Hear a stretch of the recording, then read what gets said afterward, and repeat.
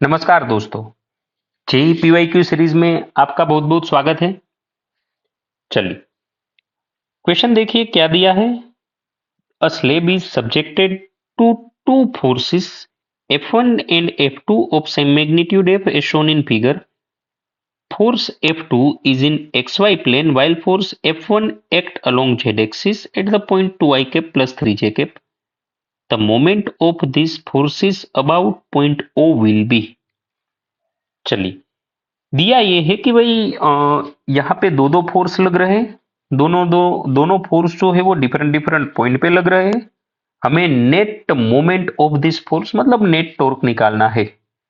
चलिए पहले मैं क्या करूं, पहले मैं ये दोनों फोर्स जहां पे लग रहे हैं वहां के पोजीशन वेक्टर निकाल लूं, R1 और R2। फिर मैं दोनों फोर्स के पोजीशन में फोर्स के वेक्टर निकाल लूंगा।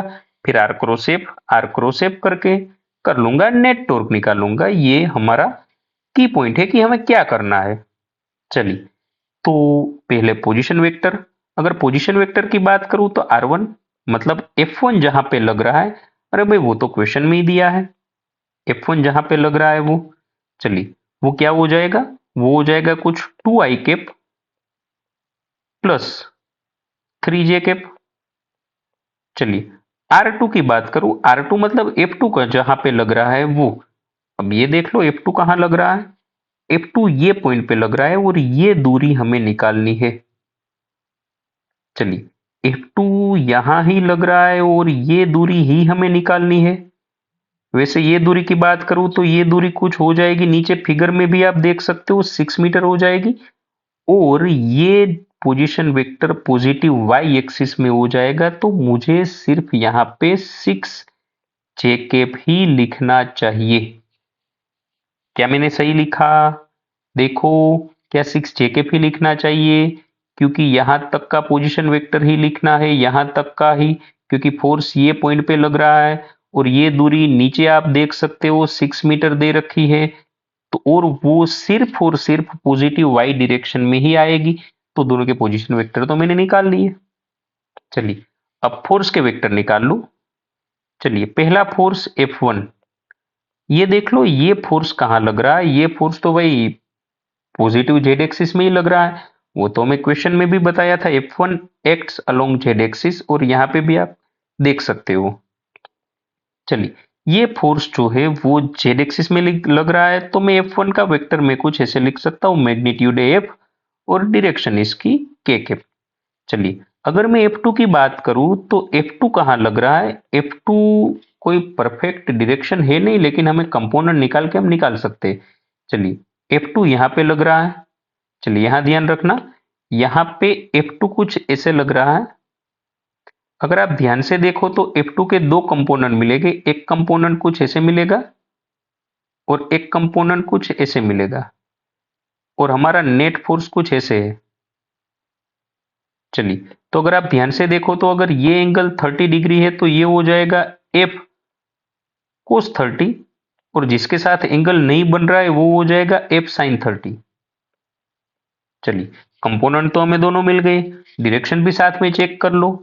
चलिए ये डायरेक्शन वाई एक्सिस है और हमारा कंपोनेंट उसकी अपोजिट डायरेक्शन में मतलब नेगेटिव वाई में है। एक हमारी एक्स एक्सिस कुछ ऐसे है, लेकिन हमारा कंपोनेंट इसकी अपोजिट डायरेक्शन में मिला नेगेटिव एक्स एक्सिस में। कुल मिला के चलिए कुल मिला के देखा जाए तो ये कंपोनेंट जो है नेगेटिव वाई एक्सिस में है और ये कंपोनेंट जो है नेगेटिव एक्स एक्सिस में है। चलिए तो मैं फोर्स के भी वेक्टर निकाल सकता हूं, दोनों ही नेगेटिव एक्स और नेगेटिव वाई वाई एक्सिस में, तो माइनस।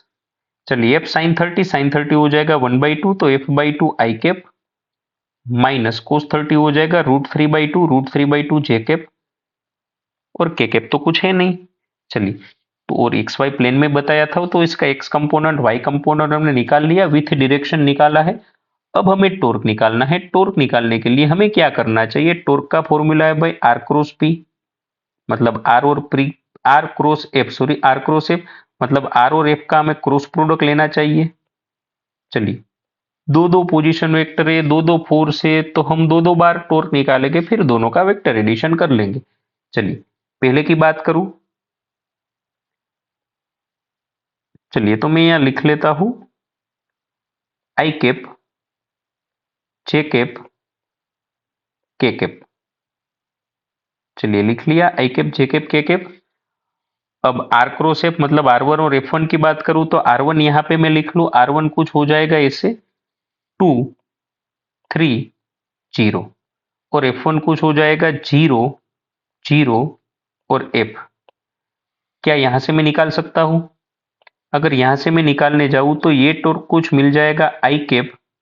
अगर आई कैप की बात करूं तो ये हो जाएगा कुछ 3F और पीछे वाला 0 हो जाएगा। तो क्या मुझे यहां लिखना चाहिए 3F माइनस जे। अगर मैं जे की बात करूं तो जे में क्या होगा, ये हो जाएगा 2F माइनस 0। पक्का 2 इंटू एफ, क्रॉस प्रोडक्ट ही तो लेना है। 2 इंटू एफ माइनस 0 मतलब यहां हो जाएगा कुछ 2F। और के कैप की बात करूं तो के कैप की बात करूं तो ये हो जाएगा 2 0 0 3 0 0 मतलब वो तो 0 ही हो जाएगा। अगर नेट बात करूं तो नेट कुछ आ गया इससे 3F आई कैरेट माइनस 2F जे कैरेट। चलिए अभी दूसरा भी बन रहा है तो वो भी निकाल लेते हैं। चलिए दूसरा मैं यहां साइड में बना लेता हूं। करना वही है अब की बार भी, आई कैप, जे कैप, के कैप। लेकिन अब की बार पोजीशन वेक्टर सिर्फ और सिर्फ 0 6 0, क्योंकि आप देख सकते हो यहाँ पोजीशन वेक्टर सिर्फ 6 जे कैरेट ही था, लेकिन फोर्स का वेक्टर कुछ ऐसा था, थोड़ा बड़ा था, -F/2 माइनस √3F/2। चलिए यहां भी F आएगा √3F/2 और 0। चलिए इसको मैं थोड़ा सिंप्लीफाई कर लूं। अगर इसको सिंप्लीफाई कर लूं तो ये कुछ हो जाएगा आई कैप।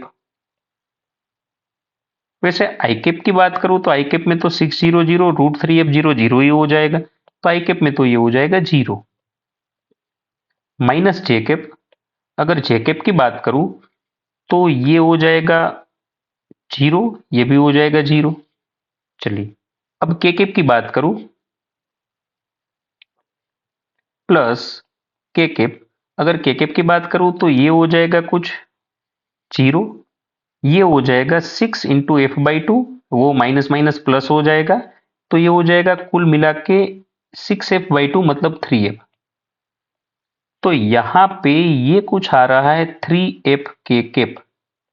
दूसरा टॉर्क, अब दोनों को जोड़ दो क्योंकि हमें नेट चाहिए। अगर दोनों को जोड़ रहे हो तो नेट क्या हो जाएगा, नेट टॉर्क।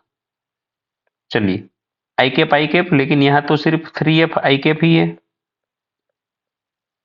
माइनस 2F जे कैप प्लस 3F के कैप।